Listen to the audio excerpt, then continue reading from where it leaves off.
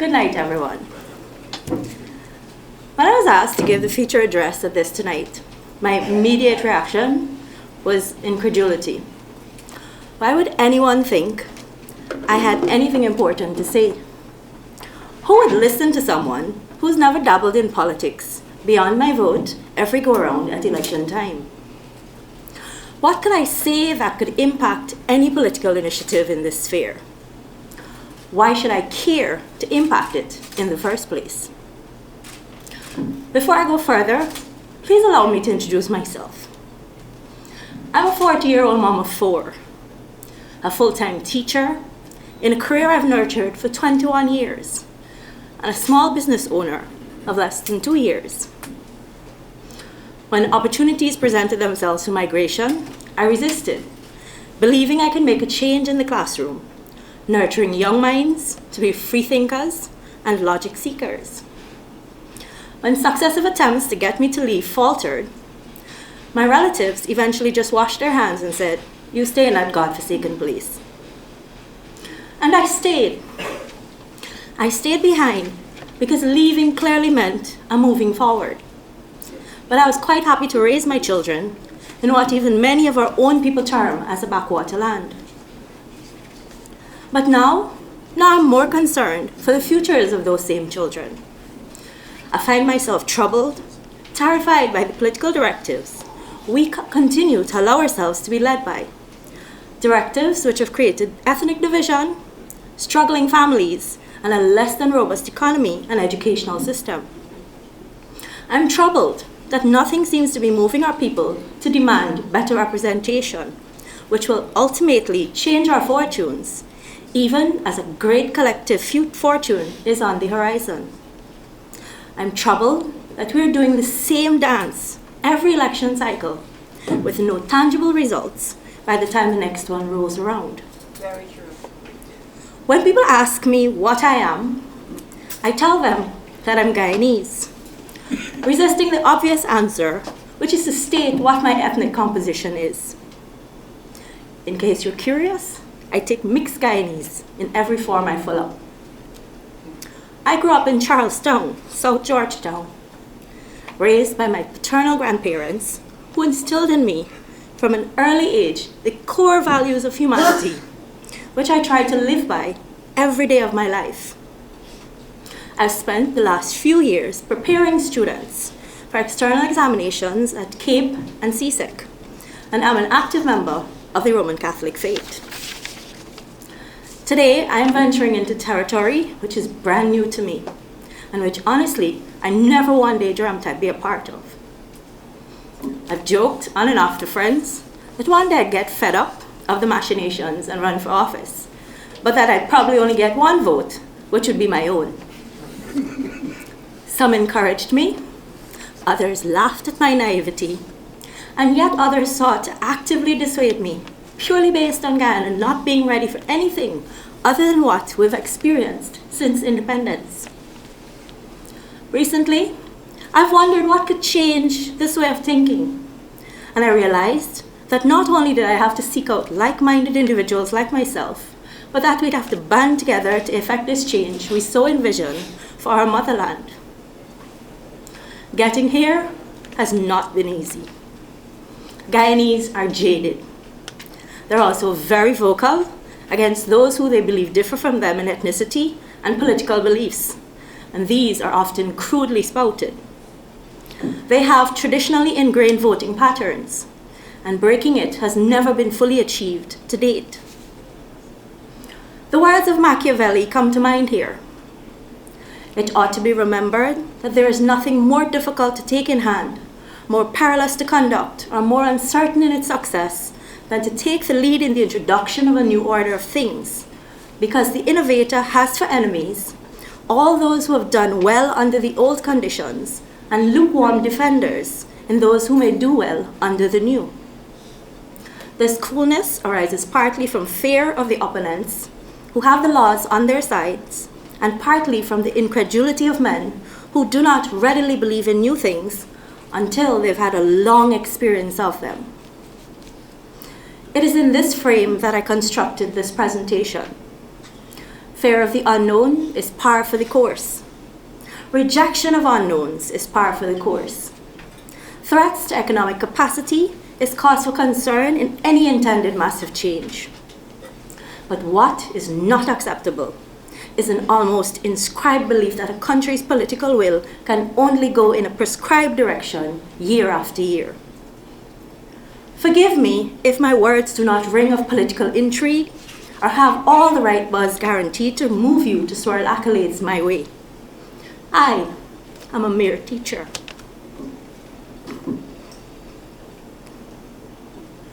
But I live with a greatness for my country and a dream of that greatness. This mere teacher wants a new paradigm in our politics, and I wanted to include our young people in creating and sustaining it. Our status quo has led us to political quagmire and a blatant loss of respect for the Constitution. The depths of chaos and uncertainty the people have to endure in times of political electioneering and gimmickry cannot be a regular thing. We court our citizens at election time and seem to listen to them and to what they want, but in reality, we've never truly put them first. There has not been any transformative shift to collectively represent the people.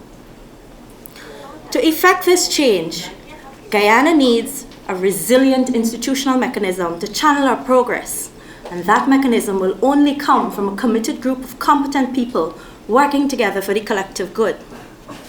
Our current system does not allow for this. It is time for a clean slate with a focused Guyanese Citizenship Initiative. This is the Guyana I envision. One that carries maximum respect for our Constitution and its laws.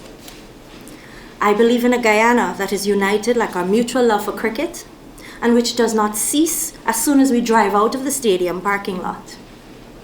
I dream of a Guyana where the political will caters for those who support and for those who disagree with them, and the same benefits are meted out to all Guyanese, no matter the divide.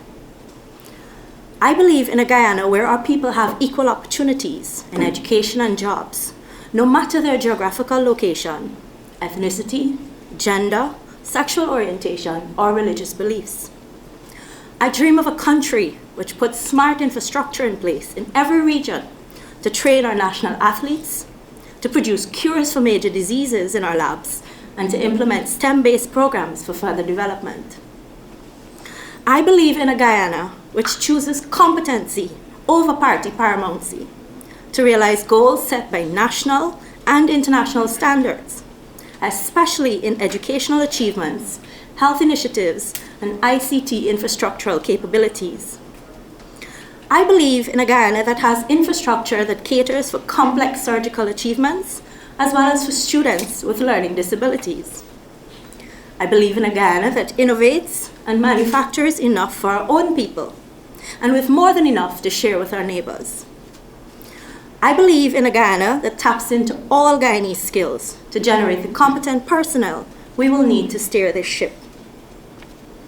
I believe in a Guyana that integrates fully all the skills needed for large-scale economic agricultural production of new and old crops. I dream of a Guyana with people willing to take chances on new faces, with the willpower and competency to effect all these dreams and beliefs I have. I dream of a Guyana where basic goods and services doesn't exhaust the Guyanese just trying to access it. I believe in a country where every family can build their home, raise their families, and put something away for a rainy day. I believe in a Guyana which does not jail its citizens for minor offenses and which has a different rule system for the rich and the poor. I dream of a Guyana where our resources are put to work for us and there are equal rights for all our citizens. This is the Guyana the manifestos have promised since independence. When do we actually make the transition to less talk and more action? Guyanese lawyer Ronald J. Daniels tells us, once we put the people first, the outcome may not always be utopian, but it would be understood and invariably accepted. Our people do not expect perfection. They expect consistently sincere consideration and honest service. I believe there are 3 things that every Guyanese can do to achieve these dreams, which I'm sure many of you share with me. Firstly, know your rights as a citizen. Our political will has been shaped too much by those who know the laws and manipulate them for our votes using legal and constitutional jargon. Secondly, make those seeking your vote work for it. Make them work for your vote every single cycle. Your vote is a constitutionally enshrined right. Voting a specific way for only their benefit is not. That is your free will, and you must be respected for it. Lastly, remember that Guyana is a land where we all live. You might benefit from a political situation, but why must it be on the backs of other Guyanese? Do not be daunted by the enormity of the task ahead. Do it justly. You're not obligated to complete the work, but neither are you free to abandon it. Toni Morrison has the best advice for those taking up the mantle of responsibility. When you get the jobs that you've been so brilliantly trained for, just remember that your real job is that if you are free, you need to free somebody else. If you have some power, then your job is to empower somebody else. This is not just a grab bag, candy bag game. I've never courted political dreams, believing that some of us change fortunes in the trenches. In fact, no party, old or new, has ever fancied my time or energy.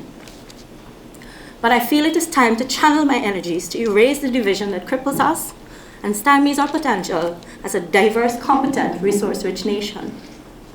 We can no longer ignore the fact that we have never truly formed any citizenship initiative to challenge ingrained political clout, because we've always had a fractious society, which is perpetuated in part by ethnic differences and structural inequity. These are the collection of core values the Citizenship Initiative outlined earlier tonight. It is to be the model for sustained, transparent governance and accountability for a country on the cusp of economic viability in changing globalization models. These values are the ones I share with every speaker who stood before me, outlining the goals and policies of this initiative. These are intended to be the characteristics of the representative model for every Guyanese citizen, regardless of gender, economic status, political persuasion, sexual orientation, religious persuasion, or ethnicity. These are the contours of my one recurring dream over these past few months. I dream of a new Guyana.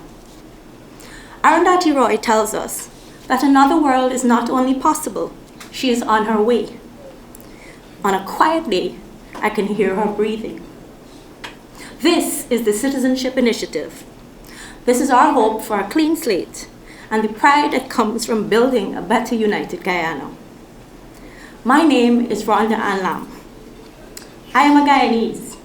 I am a citizen.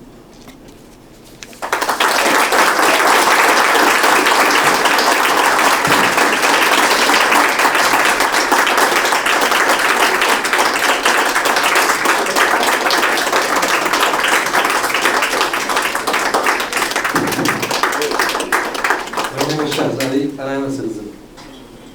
My name is Alfonso, and I'm a citizen. My name is Ron Johnson, and I'm a citizen. My name is Young David, and I am a citizen. I'm a dual citizen. My name is Ruth Taylor, and I am a citizen. My name is Baran Moffat, and I'm a citizen. We encourage you all to come up, introduce yourself. It's looking a little cultish, Anybody else real quick? Marika Butts, I am a citizen. It's Anthony, I'm a citizen.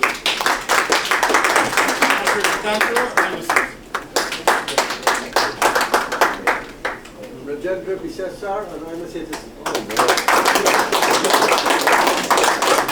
man. Arjun, and I'm a citizen.